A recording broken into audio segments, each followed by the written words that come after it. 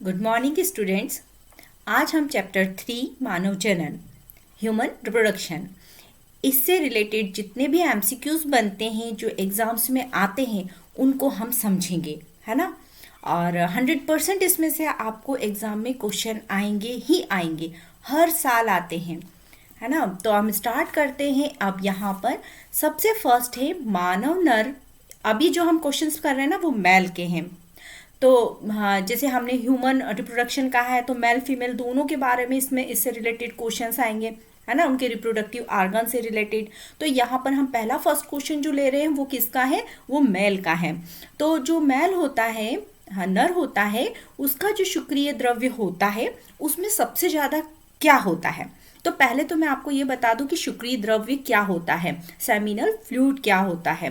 तो जो मेल होते हैं उनका जो मेन रिप्रोडक्टिव आर्गन होता है वो टेस्टिस होता है, और उसी में जो शुक्र स्पर्म्स बनते हैं, स्पर्म्स मतलब जो शुक्राणु बनते हैं उनको पोषण देने के लिए द्रव्य होता है, उसे सेमिनल फ्लूइड या शुक्रिय द्रव्य कहते हैं। तो उसमें किसकी मात्रा सबसे ज़्यादा होती है, तो उसमें यहाँ पर फ्रक्टोज और कैल्शियम की मात्रा बहुत ज़्यादा होती है। फ्रक्टोज जो होता है ना वो एटीपी प्रोवाइड करता है, उसको एनर्जी प्रोवाइड करता है। और आप लोगों की जानकारी के लिए ये भी बता दूं कि इसका प्रयोग जब किसी का रेप हो जाता है और उसका टेस्ट किया जाता है तो उसमें भी फ्रक्टोज की प्रेजेंस को देखा जाता है ना।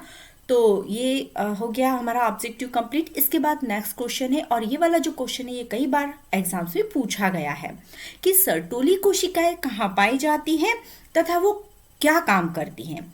तो सर्टोली कोशिकाएं जो होती हैं, पहले तो आप इसका नाम याद कर लीजिएगा क्योंकि ये इंपॉर्टेंट है। तो ये जो सर्टोली कोशिकाएं होती हैं शुक्रधर नलिकाओं में पाई जाती है और ये जनन कोशिकाओं को पोषण प्रदान करती हैं, है ना। शुक्रधर नलिकाओं के अंदर ये उपस्थित होती हैं और जो जनन नलिकाएं होती हैं उनको न्यूट्रिशन देती हैं। तो सबसे ज़्यादा जो क्वेश्चन पूछा जाता है वो न्यूट्रिशन वाला पूछा जाता है कि इनका क्या काम है ना। यहाँ तो दो क्वेश्चन इन पे मिला दिए गए हैं कि कहाँ पाई जाती है और क्या काम करती है। नेक्स्ट क्वेश्चन है हमारा, फैलोपियन नलिका का कौन सा भाग अंडाशय के निकटतम स्थित होता है। तो इसका आंसर आ जाएगा इनफंजिबुलम या कीपक। इसके बाद में जो नेक्स्ट होता है वो एम्पुला होता है। आप लोग इसका चित्र देखिएगा, आपको इजीली समझ में आ जाएगा ये। नेक्स्ट क्वेश्चन हम लेते हैं कि निम्नलिखित में से कौन सी एक चीज है जिसे पात्र निषेचन विधि में फैलोपियन नलिका में स्थानांतरित किया जाता है। तो पात्र निषेचन यानी हम इसको टेस्ट ट्यूब बेबीज नाम हमने सुना है, उसके आधार पर हम इसको आसानी से समझ सकते हैं क्या होती है test tube babies. Test tube baby में क्या किया जाता है, एक मेल का स्पर्म और फीमेल का जो ओवम होता है उसका फ्यूजन किया जाता है। कल्चर मीडिया में एक ट्यूब होती है, कांच की बनी हुई होती है और उसमें सारा कल्चर मीडिया होता है, उसमें उसको ग्रो करवाया जाता है। तो ग्रो कैसे किया जाता है, हमारा जो एग होता है वो तो एक कोशिकीय होता है, वन सेल होता है, और उसमें फिर क्या होता है, डिवीजन होता है। डिवीजन होने के बाद में जब तक जैसे पहला जो क्लीवेज होता है उसमें वो एक भाग से दो भाग में बटेगी कोशिका, फिर उसमें समकोण पर होगा, फिर वो चार भाग में, इस तरह से वह युग्मनज बनता है। जो जायगोट मेल फीमेल गैमेट से मिलकर क्या बनता है, युग्मनज या जायगोट बनता है। और वो जो जायगोट होता है कितनी कोशिका तक, 8 कोशिका तक, है ना। जब वो 8 कोशिका का हो जाता है तो उस अवस्था तक उसको किसमें प्लांट किया जाता है, फैलोपियन ट्यूब्स में किया जाता है ना। तो टेस्ट ट्यूब में इतना बना लिया जाता है 8 कोशिका, फिर उसमें से उसको लेकर जो फीमेल होती है उसके जो फैलोपियन ट्यूब होती है उसके अंदर उसको स्थानांतरित कर दिया जाता है। नेक्स्ट क्वेश्चन है हमारा, तो यहाँ पे राइट, वृषण की कौन सी कोशिका टेस्टोस्टेरॉन स्रावित करती है। तो ये भी बहुत इंपॉर्टेंट क्वेश्चन है, कई एग्जाम्स में आता है, इसलिए आप इसको तो अच्छे से तैयार कर ही लीजिएगा। इसके आगे मैं आई भी लिख रही हूँ। देखिए ये जो टेस्टोस्टेरॉन है इसको अंतराली कोशिकाएं या लीडिंग सेल्स, आप लीडिंग सेल का नाम भी याद कर लीजिएगा, है ना। ये लीडिंग सेल्स जो होती है ना, ये एंड्रोजन हार्मोन यानी कि ये टेस्टोस्टेरॉन इसका स्त्रावण करती हैं। मानव शुक्राणु के विषय में निम्नलिखित में कौन सा एक कथन सही है। तो इसके बारे में ये वाला कथन बिल्कुल सही है कि एक्रोसोम्स जो होती हैं वो शुक्राणु लाइसिन अंडे के आवरण को घुला देते हैं, जिससे निषेचन की सुविधा हो जाती है। मैं आपको इसको भी स्पष्ट कर देती हूँ कि ये क्या चीज़ होती है। देखिए, जो आपने स्पर्म का चित्र देखा होगा तो उसमें इस तरह की रचना रहती है ना, ऊपर ऐसा बना रहता है, वो इधर पूंछ जैसे स्ट्रक्चर होती है। ये जो ऊपर का ये जो वाला पार्ट देख रहे हैं ना, इसको एक्रोसोम कहा जाता है। ये एक्रोसोम जो होता है ना, यही जो एग होता है उस पर जाता है, वहाँ अटैच होता है और उसके आवरण को घोलता है, और उसके बाद में जो इसका डीएनए होता है वो ओवम से जाकर मिल जाता है। तो ये आसानी प्रोवाइड करता है किसको, फर्टिलाइजेशन के लिए। फिर मनुष्य में 28 दिन के अंडाशय चक्र में अंडोत्सर्ग होता है। तो कौन से दिन में होता है, तो यह होता है 14वें दिन में, है ना। तो मनुष्य का जो फीमेल होती हैं उनमें क्या होता है कि पर मंथ साइकिल आता है ना। तो वो हर 28वें दिन के बाद वापिस से रिपीट होता है। तो यहाँ क्वेश्चन ये पूछा गया है कि इस चक्र के दौरान अंडा कब निकलता है ना। तो वो जो अंडा होता है ना, कब निकलता है से मतलब है कि वो फॉलोपियन ट्यूब में आता है। फर्टिलाइजेशन कहाँ होता है, मेल स्पर्म और ओवम का फर्टिलाइजेशन जो होता है वो फिलिपियन ट्यूब में होता है। तो वहां पर आने में उसको कौन सा दिन है, तो वहां का दिन है इसका 14वें नंबर का दिन है। फिर ग्रेफियन पुटिक का फटना तथा अंडाणु का मुक्त होना प्रेरित किया जाता है। तो ये किसके द्वारा प्रेरित किया जाता है, तो ग्रेफियन का फटना और अंडाणु। ग्रेफियन क्या होता है, ग्रेफिन फॉलिकल्स जो रहते हैं उसमें अंडाणु रहता है, वो फटता है और उसके बाद वो उससे रिलीज होता है ना, उसको वो कीप जो होती है वो रिसीव करती है। तो ये किसके द्वारा होता है, कौन सा हार्मोन यहाँ पर काम करता है, तो यहाँ पर एलएच हार्मोन काम करता है। एलएच ल्यूटिनाइजिन हार्मोन इसको कहा जाता है। यह अग्रपिंड पीयूष ग्रंथि के द्वारा स्त्रावित किया जाता है। स्त्री में मासिक धर्म कब रुक जाता है, तो यह 45 से 58 साल की आयु में, किसी किसी महिला में 45 साल है और किसी में 58 है, तो इसके बीच के भी साल हो सकते हैं। तो इसमें मेनोपॉज की स्थिति आ जाती है ना। जब स्टार्टिंग होती है ना, तो वो होती है 12 से 13 वर्ष के बीच में, या 14 भी लिख सकते हैं जैसे यहाँ लिखा हुआ है, लेकिन ये स्टार्टिंग होती है उसकी।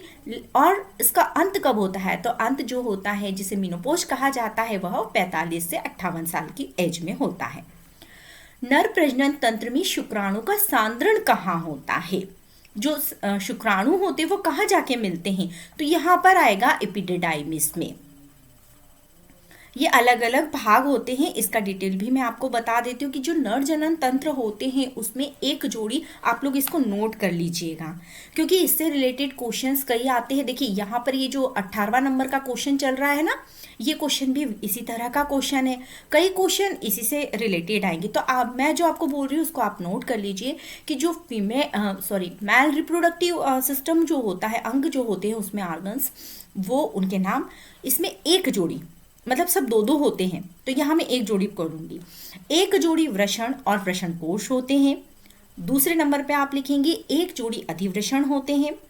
अच्छा, जो वृषण है उसको टेस्टिस कहा जाता है, अधिवृषण को एपिडाइमिस कहा जाता है। जो यहाँ पर एपिडाइमिस जो लिखा हुआ है ना, इसको अधिवृषण भी कहा जाता है।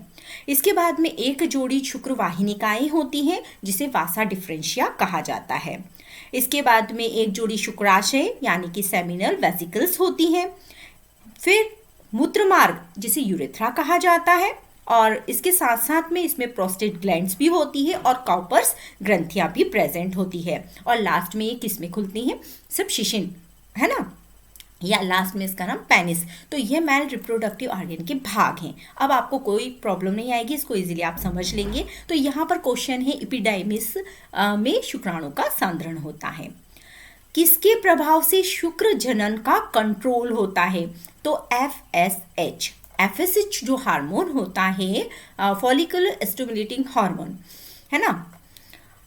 फिर नेक्स्ट क्वेश्चन है, मनुष्य मादा के बारे में कौन सा कथन आ सकते हैं, तो देखिए मासिक चक्र 28 दिन का होता है, सही है। रजोनरति 45 से 55 हो सकती है, 45 से 58 भी हो सकती है। और गर्भावस्था के दौरान अंडाणु से मुक्त होने वाला अंडा मृत होता है।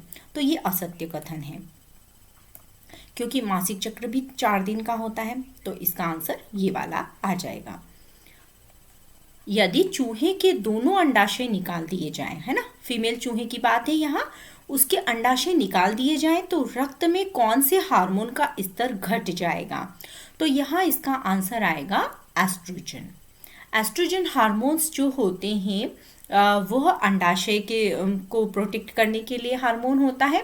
तो यदि इसको हम हटा देंगे दोनों अंडाशय को यहाँ से, तो इसमें जो एस्ट्रोजन हार्मोन है वो कम हो जाएगा। बार्थोलिन ग्रंथियां पाई जाती हैं। तो ये जो बार्थोलिन ग्लैंड्स होती हैं, ये फीमेल जो होती हैं मनुष्य की, उनकी जो वेजाइना है उसके दोनों ओर ये ग्लैंड्स पाई जाती है। अब इनका काम क्या होता है वो भी हम समझ लेते हैं। जो बार्थोलिन ग्लैंड्स होते हैं वो योनि को या वेजाइना को चिकना बनाए रखती हैं, एक पदार्थ स्रावित करती हैं जिससे ये चिकनी बनी हुई रहती है। शुक्राणुओं का गति किसके द्वारा होती है? तो शुक्राणुओं में आप लोगों ने देखा होगा एक पूंछ समान नीचे टैल होती है, उसका हम पार्ट डिवाइड करते हैं ना, तो यहाँ पर उसमें फ्लैजिला बोलेंगे उसको हम एक तरह से। तो इसके द्वारा यह चलता है, चलायमान होता है। देखिए फीमेल का जो गैमिट है, अंडा जो होता है ना, वो कैसा होता है, वो मोटाइल नहीं होता है, गोल होता है, एक जगह रहता है, साइज में भी थोड़ा सा गोला लिया होता है। जबकि जो मैल होता है उसका स्पर्म होता है वो लंबा होता है और चलनशील होता है, मोटाइल होता है।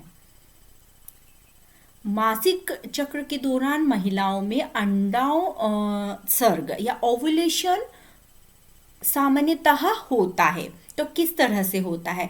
तो क्रम प्रसारी प्रावस्था के अंत में होता है। अंडे का जो उत्सर्ग होता है ना, अंडा जो निकलता है, वो क्रम प्रसारी प्रावस्था के अंत में होता है। मासिक चक्र के दौरान हार्मोन का क्रम क्या होता है? तो जो मासिक चक्र होता है उसमें सबसे पहले जो रिलीज होता है वो एफएसएच है, फिर एस्ट्रोजन है और प्रोजेस्टेरॉन है। तो ये जो तीनों मैं नाम दे रही हूँ ना, ये फीमेल हार्मोन्स हो गए हैं, और एस्ट्रोजन और प्रोजेस्टेरॉन जो होते हैं वो इस समय ज़्यादा बनते हैं। फिर इसके बाद में आता है शुक्राणु जनन अवस्था का सही क्रम क्या है, जिससे परिपक्व मानव वृषण में शुक्राणु बनते हैं, है ना। स्पर्म का फॉर्मेशन करने के लिए जो मेन सीक्वेंस है वो क्या है? तो ये सीक्वेंस ही शुक्राणुजन, शुक्राणुजनक, प्राक शुक्राणु और शुक्राणु। गैस्ट्रुलेशन के लिए कौन सा कथन सत्य नहीं है? तो गैस्ट्रुलेशन के लिए ये ऑर्केट्रॉन तो बनता है, जर्मिनल लेयर्स भी बनती है, मॉर्फोजेनेटिक भी होता है, लेकिन ये वाला आंसर जो है इसका ये गलत है। क्यों? क्योंकि कुछ ब्लास्टोमियर और ब्लास्टोसिल नष्ट हो जाते हैं। इसके बारे में भी थोड़ा सा मैं आप लोगों को समझा देती हूँ कि क्या होता है कि जब भ्रूण का विकास होता है तो फर्स्ट स्टेज होती है क्लीवेज की स्टेज होती है, विदलन होता है, वह एक सेल से 2 सेल में डिवाइड होता है, 2 से 4, ऐसे 16, 32, इस तरह से वो डिवीज़न स्टार्ट होता है। फिर सेकेंड स्टेज उसकी ब्लास्टूला स्टेज आती है। ब्लास्टोला में जो होता है ना, मेन चीज जो ऑब्जेक्टिव पूछे जाते हैं, तो ब्लास्टोसिल का निर्माण होता है। फिर उसके बाद में नेक्स्ट स्टेज गैस्ट्रुलेशन की आती है ना। तो जो ब्लास्टूला है उससे गैस्टूला तक बनने की जो पूरी प्रोसेस होती है वो क्या कहलाती है? गैस्ट्रुलेशन कहलाती है। और इसके अंदर अब यहाँ पर क्या लिखा है कि ब्लास्टोमियर और ब्लास्टोसिल तो नष्ट हो जाते हैं, ये तो सही है, लेकिन ब्लास्टोमियर ये जो कोशिकाएं होती है ये नष्ट नहीं होती है पूरी तरह से। तो ये वाला आंसर इसका गलत हो जाता है। और गैस्ट्रुला जो स्टेज आती है उसमें आर्किट्रॉन भी बनती है। तो कई बार क्वेश्चन आर्किट्रॉन का भी आ जाता है।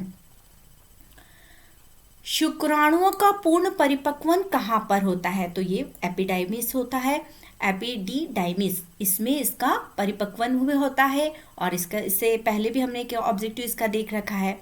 नेक्स्ट गैस्ट्रुला की गुहा कहलाती है। देखिए आ ही गया ये वाला क्वेश्चन, ये है ऑर्केट्रॉन का। कंकाल पेशी का विकास किससे होता है? तो कंकाल पेशी का विकास एक्टोडर्म से होता है। जब ये जो प्रोसेस होती है ना भ्रूण के विकास का, ब्लास्टूला, फिर मारूला, फिर अलग अलग मारुला आएगा, फिर बास्टुला आएगा, उसके बाद गैस्ट्रुलेशन होगा। तो ये सब जो प्रोसेस होती है, इसके बाद में जब गैस्ट्रुलेशन में क्या 3 लेयर्स बन जाती है। तो एक लेयर होती है एक्टोडर्म, एक होती है मेसोडर्म और एक होती है एंडोडर्म। इन 3 लेयर से बनते हैं। तो यहाँ पर क्वेश्चन पूछा गया है कि कंकाली पेशी का विकास किससे होता है, तो हमारा आंसर आ जाएगा एक्टोडर्म से। और इसके साथ साथ जो बाह्य एपिडर्मिस हमारी बनती है ना, त्वचा की बाह्य एपिडर्मिस, वह भी एक्टोडर्म से बनती है। मानव में सेमाइनल द्रव में क्या क्या होता है, तो अभी हमने इसको पहले भी देखा है। उसमें फ्रक्टोज होता है, कैल्शियम होता है और कुछ इसके साथ साथ एंजाइम्स होते हैं। एक्रोसोम में किसका स्त्रावण होता है, तो एक्रोसोम जो होता है उसमें हाइल्यूरोनिडेज का स्त्रावण होता है। मनुष्य में प्रथम अर्धसूत्री विभाजन के पश्चात नर जन्म कोशिकाएं किसमें परिवर्तित हो जाती है। तो देखिए, इसको भी आप समझ लीजिए तो आपके लिए आसानी होगी कि जब स्पर्म बनना होता है तो फर्स्ट में क्या होता है, इसमें 2 डिवीजन होते हैं। पहला जो होता है उसमें समसूत्री विभाजन होता है और एक से ये जो कोशिकाएं बनती है 2 कोशिका बनती है, और फिर उनमें अर्धसूत्री विभाजन होता है और द्वितीयक स्पर्मेटोसाइट का। तो पहला जो विभाजन हुआ ना, उसमें प्राथमिक स्पर्मेटोसाइट बनेगा और सेकेंडरी जो डिवीजन होगा उसमें द्वितीयक स्पर्मेटोसाइट बनेगा। तो यहाँ पर क्या लिखा हुआ है कि प्रथम अर्धसूत्री विभाजन के बाद में, तो बाद में क्या हो जाएगा, द्वितीयक स्पर्मेटोसाइट का निर्माण हो जाएगा। प्रोस्टेट ग्लैंड, देखिए ये भी कई बार क्वेश्चन आया है, प्रोस्टेट ग्लैंड्स का इसका क्या कार्य होता है, तो इसका कार्य होता है स्पर्म को गतिशीलता प्रदान करना। इससे जो निकलेगा ना इससे, तो वो क्या काम करता है, वो जो फ्लूइड निकल रहा है वो इसको गतिशीलता प्रदान करता है। ओल्ड एज में ये धीरे धीरे अपना वर्क करना बंद कर देती है ग्रंथि। ICSH किस पर क्रिया करता है, तो यह लीडिंग्स कोशिकाओं पर क्रिया करता है। वृषण का अंतःस्रावी ऊतक कौन सा होता है, तो वृषण का अंतःस्रावी ऊतक भी लीडिंग कोशिकाएं ही होती हैं। सेमिनिफेरल नलिकाएं पाई जाती है, तो सेमिनिफेरल नलिका जो होती है वो वृषण में पाई जाती है। क्वेश्चन भी पूछा जाता है एग्जाम में। फिर स्पर्मेटोजेनेसिस का नियंत्रण किसके द्वारा होता है, तो स्पर्मेटोजेनेसिस मतलब स्पर्म का निर्माण होना है ना, तो उस पूरी प्रोसेस को स्पर्मेटोजेनेसिस कहा जाता है। तो इसका जो कंट्रोल किया जाता है वो टेस्टोस्टेरोन के द्वारा किया जाता है। फिर ये वाला क्वेश्चन सर्टोली कोशिकाएं, तो ये तो एमपी बोर्ड में कई बार क्वेश्चन आता है, बहुत ही सरल इसका आंसर है। इसका आंसर है टेस्टिस या वृषण में पाया जाता है। इसके बाद में नेक्स्ट है ब्लास्टोपोर पाया जाता है, तो ब्लास्टोपोर कहाँ पाया जाता है, तो न्यूरोला में पाया जाता है। निम्नलिखित में कौन सा आवर्त चक्रीय प्रावस्था नहीं है, तो देखिए आवर्त चक्र यानी कि मैंस्ट्रुएशन साइकिल जो होता है उसमें अंडक का उत्सर्ग भी होता है, पीरियड भी आता है ना, ब्लड भी निकलता है, और पीत स्त्रावी यानी कि जो उसका अंडा है उसका भी बाहर निकलेगा साथ में, लेकिन कामोनोमाद इसमें नहीं होता है। तो ये वाला आंसर इसका राइट हो गया है। फिर प्राक शुक्राणु स्पर्मेटी का शुक्राणु में परिवर्तन होता है, तो उस प्रोसेस को नाम क्या है, शुक्राणु जनन या स्पर्म। देखिए क्वेश्चन जो है वो एक जैसे ही है, किसी में आंसर को क्वेश्चन बना दिया गया है, किसी में क्वेश्चन को आंसर बना दिया है। अब देखिए इस शुक्राणु वाला जो क्वेश्चन है ये कई बार आया है, यहाँ अभी हमने इधर भी इसको पढ़ा है ना कि स्पर्मेटोजेनेसिस का नियंत्रण कौन करता है, या कई इसी तरह से एक जैसे क्वेश्चन होते हैं। तो आप इसको जब करें तो अच्छे से सॉल्व कीजिएगा, और यहाँ पर इसका आंसर ये वाला आ गया। अब और देख लेते हैं हम, ग्रीवा या सर्विक्स स्थित होती है, तो ये कहाँ पर स्थित होती है, तो ग्रीवा और सर्विक्स जो होती है योनि और गर्भाशय के बीच में जो पोर्शन होता है वहाँ पे सर्विक्स स्थित होती है। नरजनन तंत्र के संदर्भ में विषम संरचना को बताना है, जो अलग संरचना है उसको हमको यहाँ पे बताना है, तो उसमें नाम आ जाएगा इस्थीमस का। मनुष्य के 28 दिन के चक्र में अंडोत्सर्ग 14वें दिन होता है। फिर मुलेरियन नलिका क्या है, मुलेरियन नलिका जो होती है वो अंडवाहिनी में होती है, और जो मेल होते हैं उनकी एपिडाइमिस जो होती है उसमें वुल्फियन नलिकाएं होती हैं। तो मुलेरियन का यदि क्वेश्चन आता है तो अंडवाहिनी आपको आंसर लिखना है। इसके बाद में आता है एट्रिटिक पुटक पाए जाते हैं। तो एट्रिटिक पुटक कहाँ पाए जाते हैं? देखिए पुटक यानी कि फॉलिकल्स जो होते हैं वो अंडाशय में होते हैं, तो हम वैसे ही समझ सकते हैं भाई वृषण में तो पाए नहीं जाएंगे, थाइमस में और यकृत में भी नहीं पाए जाएंगे, तो ये कहाँ पर पाए जाएंगे? तो ये हमारे अंडाशय या ओवरी में पाए जाते हैं। फिर है भ्रूण के मूत्राशय का कार्य करने वाली रचना। तो भ्रूण का जो मूत्राशय होता है वो उसका काम कौन करता है? तो उसका काम करता है अपरापोशिका। देखिए यहाँ पर इसको भी अच्छे से समझ लीजिए कि एक छोटा सा जो गर्भाशय है उसके अंदर एक एम्नियोटिक फ्लूइड होता है, एक प्रकार का तरल द्रव्य होता है, उसके अंदर बच्चा आसानी से तैरता रहता है, अपनी पूरी जो भी उसको करना होता है वो करता रहता है। तो अब उसका जो संबंध होता है उसकी माँ से, जो अम्बिलिकल कार्ड से होता है, प्लेसेंटा के थ्रू होता है ना, जुड़ा हुआ होता है। तो ये अब उसमें जैसे जो पूरा अपनी माँ का जो न्यूट्रिशन होता है वो उस अपरा के थ्रू उस बच्चे में पहुँचता है, जो अम्बिलिकल कार्ड होती है ना उसके थ्रू बच्चे में पहुँचता है। तो सारा न्यूट्रिशन जो होता है वो ब्लड के माध्यम से उसमें पहुँच जाता है। अब उसमें उत्सर्जित पदार्थ भी तो बनेंगे, जैसे हम लोग खाते तो हमारा भी उत्सर्जित पदार्थ बनता है, ऐसे बच्चे का भी बनता है। तो यहाँ पे पूछा है कि मूत्राशय का कार्य कौन करेगा यहाँ पर एक भ्रूण के अंदर? तो हम आंसर देंगे अपरापोशिका।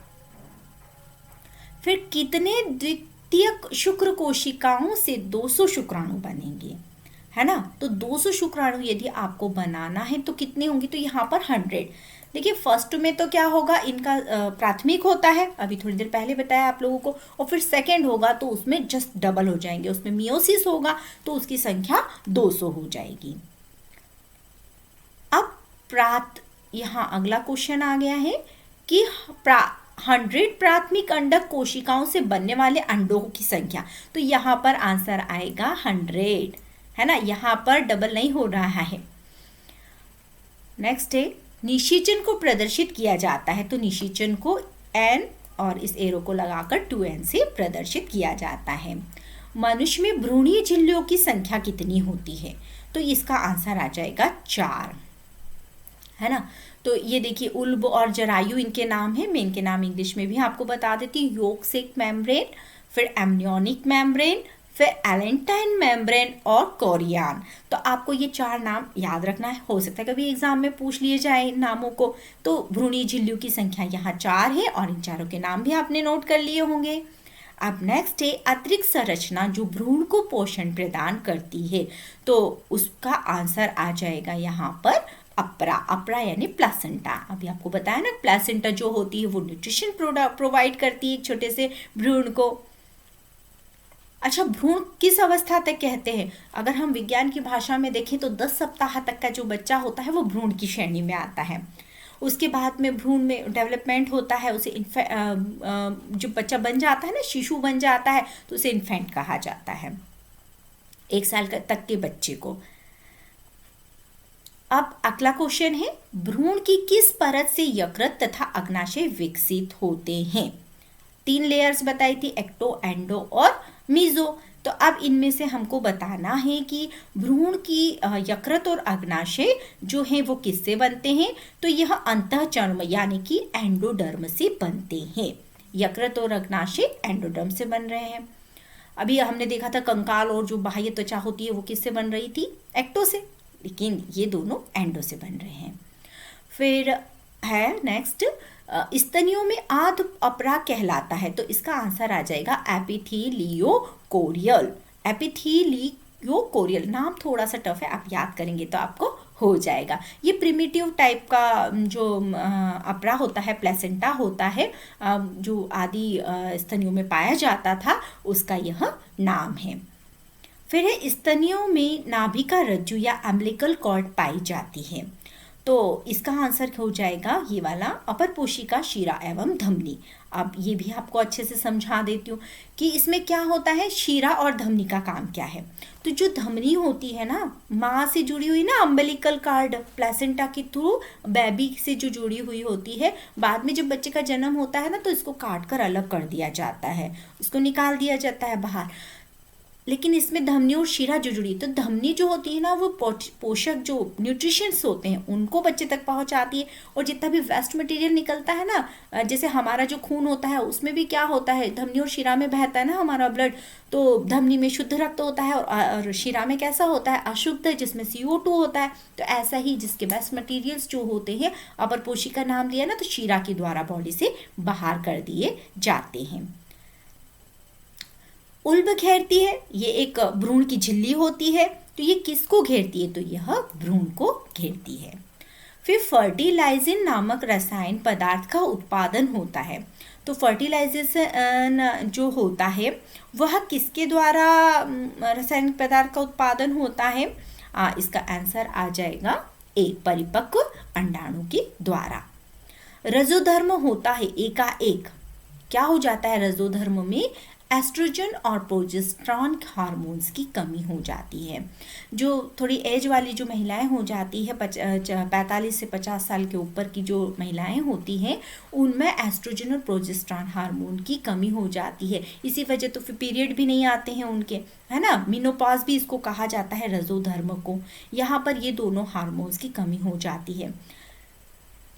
फिर है एक नर मनुष्य द्वारा संभोग के दौरान लगभग कितने शुक्राणु स्खलित किए जाते हैं, तो यहाँ पर इसका आंसर आ जाएगा 400। मेनली इसका आंसर 400 ही है, लेकिन हम यहाँ 400 से 500 मिलियन इसका आंसर बता रहे हैं।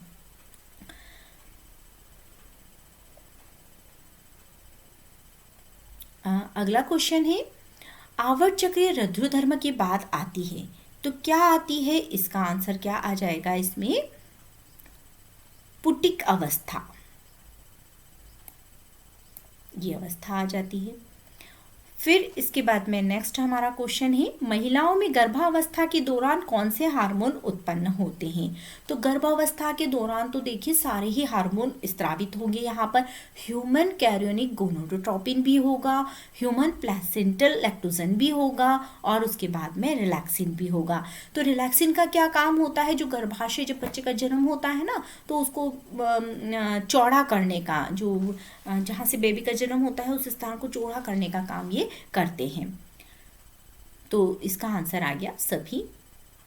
फिर मानव प्लेसेंटा, तो मानव का जो प्लेसेंटा होता है वो किस प्रकार का होता है, तो यह हिमोकोरियल प्रकार का होता है। अलग अलग प्रकार के प्लेसेंटास भी पाए जाते हैं, है ना, तो यहाँ पर इसका आंसर हिमोकोरियल। शुक्राणु उत्पन्न होते हैं, शुक्राणु कहाँ पर उत्पन्न होते हैं, तो इसका आंसर है सेमीनिफेरस नलिकाओं में, यानी कि शुक्र नलिकाओं में इनका उत्पन्न होते हैं। आर्केट्रॉन कहाँ बनती है, तो ये गैस्ट्रुला स्टेज में बनती है। मानव भ्रूण सुरक्षित रहता है, तो एमनियोटिक गुहा में, यहाँ एमनियोटिक फ्लूइड भरा रहता है, और ये क्या काम करता है, उसको बाह्य आघात वगैरह से सबसे बचाता है, और इसी पोषण माध्यम में यह रहता है। निम्न में से किस में डिस्कॉइडल अपरा पाया जाता है, तो डिस्कॉइडल अपरा, यहाँ पे इसके दो क्वेश्चन है। शशक में प्लेसेंटा होता है, तो इसका आंसर भी डिस्कॉइडल आएगा, और यहाँ पर भी खरगोश आएगा। यहाँ पे खरगोश और शशक एक ही चीज होते हैं जिनमें डिस्कॉइडल अपरा पाया जाता है। फिर मेखलाकार जॉन्ट्री प्लेसेंटा पाया जाता है, तो मेखलाकार जो प्लेसेंटा होता है वो किस में पाया जाता है, कॉर्निवेरास में पाया जाता है। कॉर्निवेरा में कौन आते हैं, जो मांसाहारी जीव होते हैं ना, वो कॉर्निवेरा में आते हैं। एक द्वितीयक स्पर्मेटो में स्पर्मेटिड्स बनते हैं। जब द्वितीयक स्पर्मेटा होता है, मेटोसाइट होती है, तो उसमें 4 बनते हैं। आद्य या प्राथमिक शुक्राणु कोशिकाएं होती है, यानी कि जो पहली कोशिका होती है वह कैसी होती है, द्विगुणित होती है। बाद में जब सेकंड इनमें होगा ना, तब जाके ये अगुणित बनेगी। तो यहाँ पर क्या हो रहा है, इनका द्विगुणित होता है। जो प्राथमिक होती है ना, फर्स्ट वाली, उसमें द्विगुणित होती है। नर मानव में जनन एवं मूत्र तंत्र की साझा अंतःस्थ वाहिकाएं हैं, इसका आंसर आ जाएगा बी, यूरेथ्रा। यूरेथ्रा के द्वारा जनन, रिप्रोडक्शन का भी काम होगा, और यूरिन को जो बाहर निकालने का काम होता है वो भी यूरेथ्रा के थ्रू होगा। आईवीएफ में स्थानांतरित किया जाता है। आईवीएफ जो टेक्नोलॉजी होती है ना, जिसमें किसी वजह से यदि किसी को कोई संतान की उत्पत्ति नहीं होती है, उसमें कोई कमी हो जाती है मेल में या फीमेल में, या तो स्पर्म ठीक से नहीं बन रहे हैं, या ठीक से वर्क नहीं कर पा रहे हैं, मोटाइल नहीं हो पा रहे हैं, या फीमेल का एग अच्छे से डेवलप नहीं हो रहा है, तो उस स्थिति में इसको यूज़ किया जाता है। निसंतान दंपतियों के लिए ये वरदान है। तो इसमें क्या किया जाता है, 16 कोरक खंडों वाले यानी कि ब्लास्टोमियर वाले भ्रूण को फैलोपियन ट्यूब्स में स्थानांतरित किया जाता है। स्तनी कार्पस ल्यूटियम का प्रमुख कार्य निम्न को उत्पादित करना है। तो इसका आंसर क्या हो जाएगा, प्रोजेस्टेरॉन, है ना। जो प्रोजेस्टेरॉन हार्मोन्स होता है वो उसको कार्पस ल्यूटियम स्रावित करता है। अपस्थानिक गर्भताई मानी जाती है। तो इसका आंसर आ जाता है बी, गर्भाशय के अतिरिक्त भ्रूण का किसी अन्य स्थान पर अंतारोपण होना। अब देखिए, जैसे हम फैलोपियन ट्यूब जो होती है उसके अंदर पहले जो एग निकलेगा, है ना, 14वां दिन वो फैलोपियन ट्यूब में आ गया है। फिर वहाँ से यदि फैलोपियन ट्यूब में जो फर्टिलाइजेशन हुआ है वो कहाँ पर होगा, स्पर्म आके कहाँ मिलेगा, फैलोपियन ट्यूब में फ्यूजन हो जाएगा। फ्यूजन होने के बाद में वो वहीं पे उसमें डेवलपमेंट स्टार्ट होता है, उस ट्यूब के अंदर उसका डेवलपमेंट स्टार्ट हो जाता है। तो वहाँ पे फर्स्ट क्लीवेज होगा, फिर मारूला बनेगा, फिर उसके बाद में ब्लास्टूला। तो फिर वो वहाँ से घूम के, बड़ा अच्छा सा लगता है इसका देखेंगे तो, हाँ, वो वहाँ से निकलकर फिर वो गर्भाशय की दीवार के पास में आता है, तो वहाँ पर जाके वो अटैच हो जाता है। तो यहाँ पर क्या क्वेश्चन दे दिया है कि अपस्थानी गर्भताई की क्या चीज है, तो यह गर्भाशय के अतिरिक्त यदि भ्रूण अब वहां से चलता चलता भाई ये रास्ता भटक गया तो किसी और स्थान पर अंतारोपण हो गया, तो इसको इस नाम से जाना जाता है। एंट्रमी पुटिक में निम्नलिखित में कौन सी अकोशिकीय होती है। यहाँ पे है एंट्रमी पुटिक जो होती है वो, तो इसका आंसर आ जाएगा जोना पेल्यूसिडा। आप लोगों ने वो अंडाशय का अगर आप स्ट्रक्चर देखेंगे तो उसमें आपको ये आसानी से समझ में आ जाएगा कि इसकी एक लेयर होती है। अंडा तो एक खोखला होता है, एक बस केंद्रक होता है उसमें, और हमारा बाकी उसके बाहर की जो लेयर होती है वो जो ना प्लेट, आप उसको देखिएगा, कोई चीज़ समझ में आ जाएगी। फिर है मानव मादाओं में अर्धसूत्री विभाजन किसके पूर्ण हो जाने पर होता है। अर्धसूत्री जो विभाजन होता है वो किसके पूर्ण हो जाने पर होता है, तो इसका आंसर आ जाएगा फर्टिलाइजेशन। एक निःसंतान दंपति को गिफ्ट नामक टेक्निक के जरिए बच्चा प्राप्त करने में मदद की जाती है। इस टेक्निक का पूरा नाम बताइए। तो इस टेक्निक का पूरा नाम क्या आ जाएगा, अंतः फैलोपी नलिका में युग्मक का स्थानांतरण। फिर पात्र निषेचन द्वारा 16 से अधिक कोरक खंडों या ब्लास्टोमियर वाले भ्रूण को स्थानांतरित कर दिया जाता है। तो इसका आंसर आ जाएगा, कहाँ पर स्थानांतरित किया जाता है, फैलोपियन ट्यूब्स में या नलिकाओं में। निम्नलिखित में कौन सा शुक्राणु के परिवहन पथ को सही रूप में बताता है, तो इसको भी हम समझ लेते हैं। इसका आंसर ही वृषण जालिका आएगा फर्स्ट, अपवाहिका वाहिनियां एपिडिडाइमिस और शुक्रवाई। देखिए ये नीट में भी ये क्वेश्चन आया है और ये क्वेश्चन कई बार कई एग्जाम्स में पूछा गया है, तो आप इसको अच्छे से तैयार कर लीजिए। इसका सीक्वेंस पूछा जाता है और वहाँ पे जब ऐसा एक जैसा नज़र आता है तो हम लोगों को वहाँ पर हम भूल सकते हैं, तो आप इसको सीक्वेंस में इसको याद कर लीजिएगा। फिर नेक्स्ट क्वेश्चन है कि फर्स्ट और सेकेंड के बीच का मिलान करना है हमको, तो हम इसको मिलान करके देख लेते हैं सही जोड़ी का। तो यहाँ पर आ रहा है मास प्यूबिस, तो मास प्यूबिस का किसमें होती है, मादा बाह्य जनन इंद्रियां होती है। और इसके बाद में है गह्वर, तो ये क्या चीज होती है, गह्वर जो होती है ये ग्राफिकी पुटिकाएस होती है। इसके बाद में नेक्स्ट है ये ट्रोफेक्टोडर्मा और नेम्बेकर। नाम थोड़े से इनके टफ है लेकिन ये नीट में आया हुआ क्वेश्चन है 2016 में। तो यहाँ पे इसको सी वाले का हो जाएगा भ्रूण का बनना और लास्ट वाला जो है डी, इसका आंसर हो जाएगा शुक्राणु। तो हमारा इस आधार पे ये डी वाला सही है। फिर क्षमतायान कैपेसिटेशन कहा जाता है, तो किसी को कहा जाता है क्षमतायान या कैपेसिटेशन कहा जाता है मादा जनन क्षेत्र को। ये भी नीट में 2017 में आया हुआ क्वेश्चन है। इसके बाद में नेक्स्ट क्वेश्चन है, जनन के लिए आवश्यक हाइपोथैलेमिक हार्मोन GnRH किस पर कार्य करता है? तो इसका आंसर है अग्रपीयूष ग्रंथि पर LH और FSH के स्त्रावण को उद्दीप्त करता है। तो ये बहुत ही महत्वपूर्ण क्वेश्चन है, नीट 2017 में पूछा गया है ना। तो आप लोग इनको अच्छे से तैयार कीजिएगा। ये दोनों हार्मोन अग्रपीयूष ग्रंथि से स्त्रावित होते हैं, इनको उद्दीपक किया जाता है। तो यहाँ पर ये हमारे इतने सारे 75 क्वेश्चंस आप लोगों के ऑब्जेक्टिव्स जो है वो तैयार हो चुके हैं। आप लोगों को ये हमें अच्छा लगी तो लाइक और शेयर जरूर कीजिएगा, है ना। इसी के साथ ओके बाय।